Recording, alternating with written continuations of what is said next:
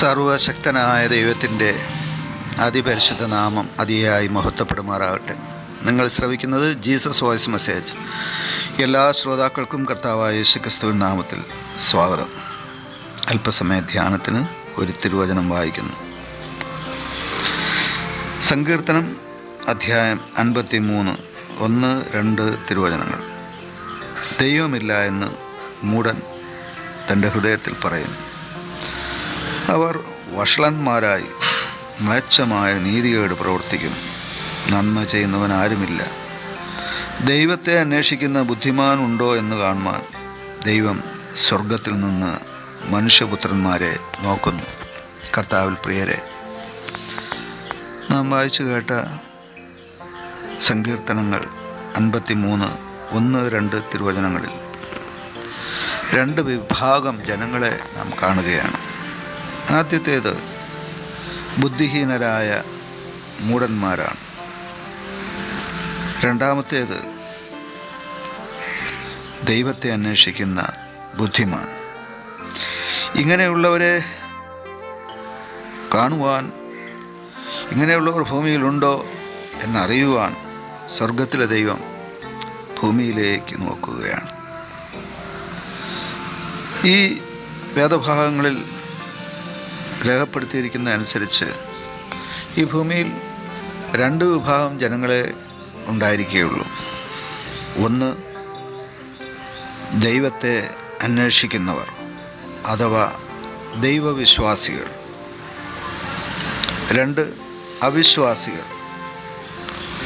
അവരെ ഈ വേദഭാഗത്ത് ബുദ്ധിഹീനരെന്നാണ് പറഞ്ഞിരിക്കുന്നത്. ഭോഷന്മാരായി മ്ലേച്ഛത പ്രവർത്തിക്കുന്നവർ, നീതികേട് പ്രവർത്തിക്കുന്നവർ എന്നാണ് പറയപ്പെടുന്നത്. ദൈവത്തെ അന്വേഷിക്കുന്ന മനുഷ്യൻ ബുദ്ധിമാനായ മനുഷ്യനാണ്, ദൈവഭയമുള്ള മനുഷ്യനാണ്, ദൈവഭക്തിയുള്ള മനുഷ്യനാണ്, ദൈവസ്നേഹമുള്ള മനുഷ്യനാണ്. ദൈവത്തെ പ്രാർത്ഥിക്കുന്ന, ദൈവത്തെ ആരാധിക്കുന്ന, ദൈവത്തെ മഹത്വപ്പെടുത്തുന്ന വ്യക്തിയായിരിക്കും അങ്ങനെയുള്ള മനുഷ്യൻ. അപ്രകാരമുള്ള ഒരു ദൈവഭയത്തോടെ ദൈവഭക്തനായി ഈ ഭൂമിയിൽ ദൈവം സൃഷ്ടിച്ച സകലജാതി ജനങ്ങളും ജീവിക്കണമെന്ന് ദൈവം ആഗ്രഹിക്കുന്നു. അങ്ങനെയുള്ളവർ ഉണ്ടോ എന്ന് കാണുവാൻ ദൈവം സ്വർഗത്തിൽ നിന്ന് ഭൂമിയിലേക്ക് നോക്കുന്നു എന്നാണ് രേഖപ്പെടുത്തിയിരിക്കുന്നത്. ഈ അന്ത്യകാലത്ത് നാം ലോകത്ത് കാണുന്നത് വിശ്വാസത്യാഗമാണ്. ദൈവത്തിലുള്ള വിശ്വാസം ത്യജിച്ച്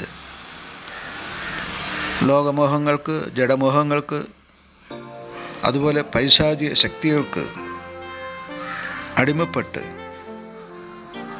നിരീശ്വരവാദികളായി ദൈവമില്ല എന്ന് ചിന്തിക്കുന്നവർ, അങ്ങനെയുള്ളവരെ കുറിച്ചാണ് ഇവിടെ രേഖപ്പെടുത്തിയിരിക്കുന്നത്. അവർ മൂഢന്മാരാണ്, അവർ വഷളന്മാരാണ്, അവർ മ്ലേച്ഛത പ്രവർത്തിക്കുന്നവരാണ്, അവർ നീതികേട് പ്രവർത്തിക്കുന്നവരാണ്. അവർക്ക് നന്മ ചെയ്യാൻ കഴിയില്ല. അങ്ങനെയുള്ളവരെ കുറിച്ചാണ് പറയുന്നത്.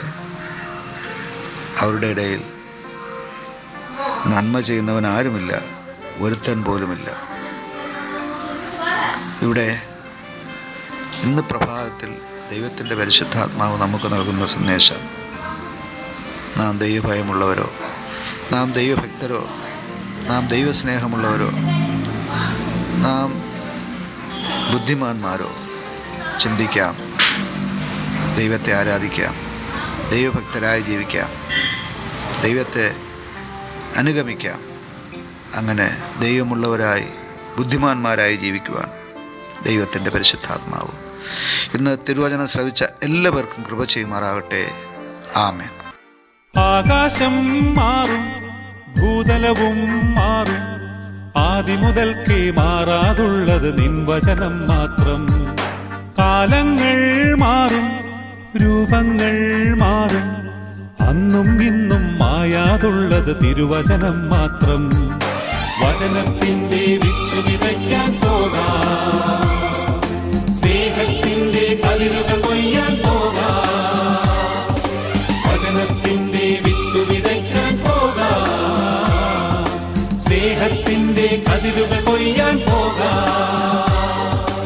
ആകാശം മാറും, ഭൂതലവും മാറും, ആദിമുതൽക്കേ മാറാതുള്ളത് നിൻ വചനം മാത്രം.